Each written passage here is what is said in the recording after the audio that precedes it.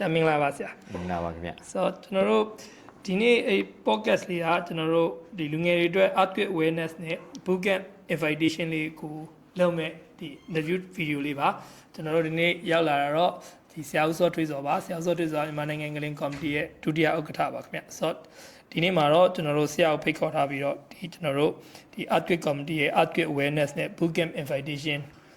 interview video အတူလေးလုပ်ချင်တာဖြစ်ပါတယ်ဆိုတော့ကျွန်တော်တို့မကြာသေးခင်က2025တုန်းကကြုံတွေ့ခဲ့တဲ့ငလင်အပြီးမှာမြန်မာနိုင်ငံကလူငယ်တွေဘာကြောင့်ငလင်အကြောင်းကိုပုံမူသိရှိထားဖို့လိုအပ်ပါတယ်လေဆရ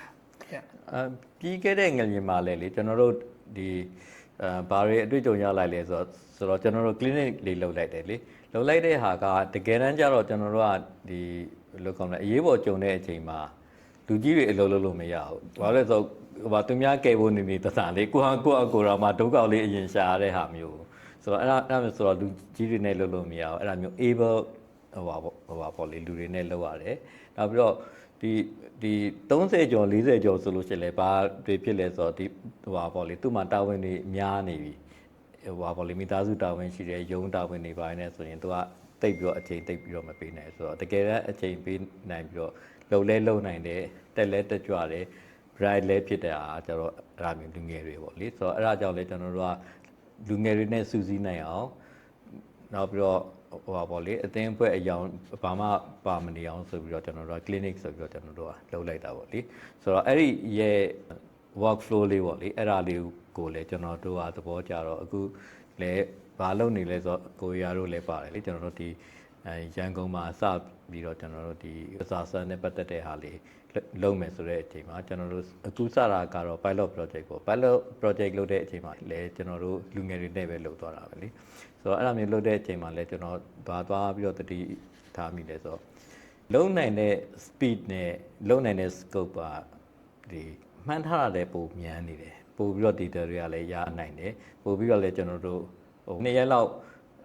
လောက်ရမယ့်ဟာမျိုးကိုနေ့တစ်ပိုင်းတည်းနဲ့ကျွန်တော်တို့ပြီးနေတာပဲဆိုတော့အဲ့ဒါဘာကြောင့်လဲဆိုတော့လူငယ်တွေကြောင့်ရွယ်မဟုတ်ဘူး technology ကြောင့်ဆိုတော့ technology ကလူငယ်တဲ့10နှစ်တော့ကျွန်တော်တို့ဒီ setting တွေကို UN တို့ဘာလို့နေလုပ်တဲ့အချိန်တော့ကျွန်တော်တို့ paper တွေနဲ့လုပ်တယ်ပါညာဆိုတော့လေအချိန်ယူတယ်အခုအချိန်မှာတော့ကျွန်တော်တို့ app တွေသုံးလာနိုင်ပြီးနောက်ပြီးတော့ scan တွေပါတွေပေါ့လေကူလောက်လာနိုင်နေအရင်တော့ဆိုရင်ရိုက်လိုက်ရတဲ့ဓာတ်ပုံတွေ 3D ပေါ့လေ space လေးတကူရပါလေအခုဆိုလို့ရှိရင်ဘာမှတိတ်ပြီးတော့မတူတော့ဘူးဆိုတော့အဲ့ဒါမျိုးပေါ့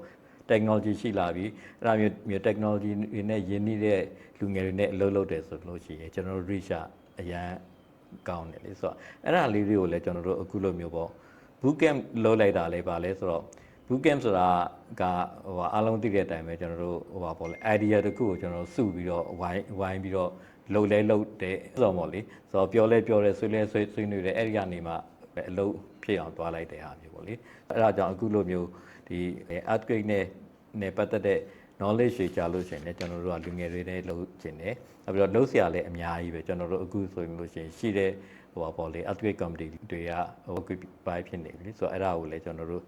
spread out လုပ်ချင်တယ်အဲ့ဒါကြောင့်လူငယ်တွေကိုစုစည်းနိုင်အောင်ကျွန်တော်တို့ဒီရှိနေတဲ့ setting တွေဒီမှာလည်းကျွန်တော်တို့ land လုပ်စရာတွေအများကြီးပဲဆိုတော့အတူတူ land လုပ်လို့ရအောင်ဆိုပြီးတော့ကျွန်တော်တို့ကဒီ bootcamp တွေကိုတွားတာပါဆိုတော့အဲ့ဒါကြောင့်လည်းစောစောကိုပြမေးသလိုပဲလူငယ်တွေကပေါ့လေအရေးကြီးပါတယ်ကျွန်တော်စီဟုတ်ကဲ့ကျွန်တော်အခုဆိုရင်လူငယ်တွေကအခုငလင်အကြောင်းကိုပေါ့နော်သိုံတာမကပဲနဲ့ဒီလက်တွေ့ပါဝင်နိုင်ဖို့ကျွန်တော်တို့အခု engineer အသင်းအစာအုံရဲ့ဒုတိယတက်ကျွန်တော်တို့ငလင် committee ခန်းရဲ့ base training room မှာ earthquake bootcamp လေးကိုကျွန်တော်တို့ August မှာလုပ်ဖို့ဆိုပြီးတော့ယာထားတယ်ပေါ့နော်အဲ့ဒီ bootcamp လေးမှာဆိုရင်ကျွန်တော်တို့ဘာတွေကိုအဓိကထားပြီးတော့လေသင်ယူရမလဲဆရာအဓိကကျွန်တော်ကဒီ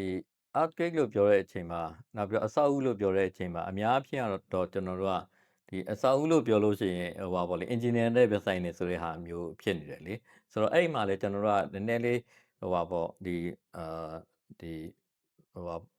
ပေါ့လေအမြင်တိတ်မရှင်းတဲ့ဟာလေးကိုလည်းရှင်းလိုက်ချင်တာပေါ့ဆိုတော့ earthquake ဆိုတဲ့ဟာကကြတော့တကယ်တမ်းကကျွန်တော်တို့က disaster ကိုပြောတာ disaster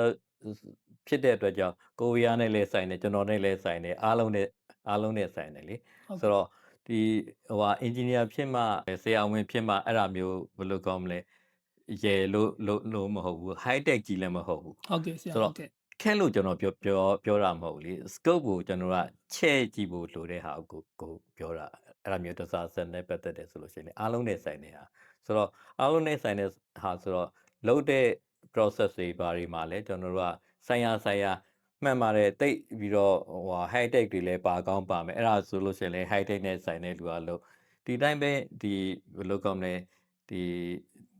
လမ်းမှာရှောက်သွားနေတဲ့သူတွေနဲ့လည်းပေါ့လေဆိုင်နေတာပဲဆိုတော့အဲ့ဒါမျိုးဆိုလို့ရှိရင်လည်းကျွန်တော်တို့က public နဲ့ရိုးရှင်းလွယ်တဲ့ဟာလေးတွေကျွန်တော်တို့ပြောနိုင်ရမယ်နောက်ပြီးတော့ဟိုတခါတော့ကျွန်တော်တို့ဘူလာတန်းကျောင်းတွေမှာကျွန်တော်တို့သွားပြီးတော့ training လုပ်တာရှိတယ်လေအဲ့မျိုး training process လေးတွေမှာဆိုလို့ရှိရင်လည်းဒီလိုကလေးလေးတွေလည်းဆိုင်တာပဲဆိုတော့အရေးပေါ်ကြုံတဲ့အချိန်မှာလည်းသူတို့အဲ့ဒါမျိုးဝက်ကာကိုင်းသိရမယ်ဘာညာအဲ့ဒါမျိုးလေးတွေကကျွန်တော်တို့ပါပေါ့ဒီပြောချင်တာကအားလုံးနဲ့ဆိုင်တယ်ကလေးလေးတွေလည်းဆိုင်တယ်လူကြီးတွေလည်းဆိုင်တယ်ပါပေါ့လေစေးဥမှာရှိနေတဲ့လူနာတွေနဲ့လည်းဆိုင်တယ်လေအဲ့ဒါမျိုးဖြစ်တဲ့အတွက်ကြောင့်ဒီနေပယ်ကျတဲ့အချိန်မှာလည်း technology လည်းစုံတယ်ဆိုတော့အဲ့ဒါကြောင့်ကျွန်တော်တို့အဲ့ဒီ earthquake committee ဆိုလို့ရှိရင်ပါပေါ့လေ seismologist တွေပါတယ်နောက်ပြီးတော့ကျွန်တော်တို့ geologist တွေပါတယ်နောက်ပြီးတော့ engineer တွေပါတယ်စဖွဲ့ကြတဲ့ကဒီသုံးဘွဲကိုကျွန်တော်တို့ဘက်ညီအောင်လုပ်ပြီးတော့ကျွန်တော်တို့ကအစလုပ်ခဲ့တဲ့ဟာလေလူကြီးတွေထဲမှာဆိုရင်လည်းဒီပေါ့လေအဖွဲ့သုံးဘွဲကလေအထင်ကြီးဆရာကြီးတွေတဲ့ကျွန်တော်တို့စခဲ့ကြတာလေဆိုတော့အဲ့ဒါကြောင့်ဆောကလိုမျိုးအစောအဦးလို့ပြောလို့ရှိရင်အားလုံးက engineer လို့ပဲမြင်တယ်မဟုတ်ဘူး ဟုတ်ကဲ့ ဒီအစောအဦးကိုလာတဲ့ပေါ့အားတွေကဘယ်ကနေပြီးတော့ဖြစ်လာတာလဲနောက်ပြီးတော့အဲ့ဒါမျိုးပဲငလျင်လှုပ်တယ်ဆိုလို့ရှိရင်လူတိုင်းသိတယ်မြေကြီးကလှုပ်တယ်ပေါ့လေဒါပေမဲ့ဘလောက်အကွာဝေးကနေပြီးတော့လှုပ်တာလဲဘလောက်ကြီးနိုင်လဲဘာကြောင့်လှုပ်တာလဲ fault တွေကနေပြီးတော့အဓိကလှုပ်တယ်ဆိုလို့ရှိရင်လည်းဘယ် fault ကပိုကြီးလဲ fault ရဲ့အနေအထားကဘယ်လိုလဲအနက်တင်တွေကလှုပ်တာလားအနက်ပေါ့လေ energy ကလှုပ်တာလားအဲ့ပေါ်မှာမူတည်ပြီးတော့အဆောက်အဦကိုရောက်လာတဲ့အားဘယ်လိုကောင်းလဲအနည်းများရှိသွားမယ်လေဆိုတော့အဲ့ဒါမျိုးတွေသိဖို့ဆိုတာစောစောကလိုမျိုးseismologist တွေလိုတယ် geologist တွေလိုတယ် scientist တွေလိုတယ်ဆိုတော့ဒီ wave တွေကဒီအဝေးကနေပြီးတော့ပြန့်လာတဲ့အချိန်မှာဒီမြေအမျိုးအစားအမျိုးမျိုးနောက်ပြီးတော့ကြောက်လွှာတွေလည်းရှိမယ်အမျိုးမျိုးကိုသူကဖြတ်ပြီးတော့ရောက်လာတဲ့အချိန်မှာကိုယ့်ရှိကိုရောက်လာတဲ့အချိန်မှာကိုယ်စဉ်းစားတဲ့အဆောက်အဦကိုရောက်လာတဲ့အချိန်မှာဒီအားဘယ်လောက်ရှိမလဲဆိုတဲ့ဟာသိပြီဆိုတော့မှကျွန်တော်တို့စောစောကအဆောက်အဦ engineer တွေကပေါ့လေတွက်လို့ရမှာအခုကတော့အဆောက်အဦ engineer တွေအများစုကတော့ဘာပဲလုပ်ကြလဲဆိုတော့ကုတ်ထဲကိုကြည့်လိုက်တယ်ဒီကရောက်လာတဲ့အားဒီလောက်ဆိုလို့ရှိရင်အဲ့ဒီဟာကိုဘယ်ကလာမှန်းလဲကျွန်တော်တို့သိချင်ကြကနာသိမနေပဲနဲ့အဲ့ဒီဟာကိုတွက်ကြတယ်ပေါ့လေမှန်ပါတယ်စေပေါ့လေဖြစ်အောင်တွက်မယ်ဆိုရင်တော့အဲ့ဒါမျိုးတွက်လို့ရတာပေါ့လေဒါပေမဲ့လည်းကျွန်တော်တို့ကဒါတွေရဲ့ဒီ process တွေအားလုံးကိုကျွန်တော်သိနေပြီးတော့မှကျွန်တော်တို့ဒီလို